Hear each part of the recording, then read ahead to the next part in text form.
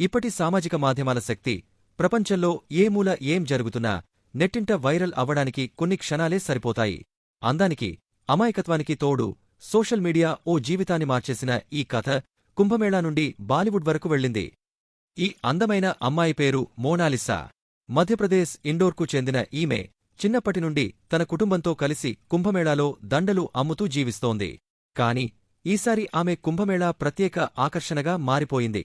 కుంభమేళా ఆమె జీవితాన్ని పూర్తిగా మార్చేసింది. తేనెకళ్లతో పాటు డస్కీ స్కిన్, సింప్లిసిటీ కలిసిన ఆమె అందం చూసి నెటిజన్లు మంత్రముగ్ధులయ్యారు. ఆమె ఫోటోలు, వీడియోలు సోషల్ మీడియాలో షేర్ కావడంతో మోనాలిసా ఒక్కసారిగా పాపులర్ అయిపోయింది. ఈ పాపులారిటీ బాలీవుడ్ ఇండస్ట్రీకి కూడా చేరింది.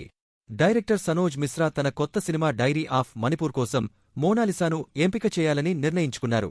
మనోజ్ మిశ్రా మాట్లాడుతూ, మోనాలిసా అమాయకత్వం నాకు చాలా బాగా నచ్చింది. ఆమె రైతు కూతురి పాత్రకు పర్ఫెక్ట్గా సూట్ అవుతుందని భావిస్తున్నాను.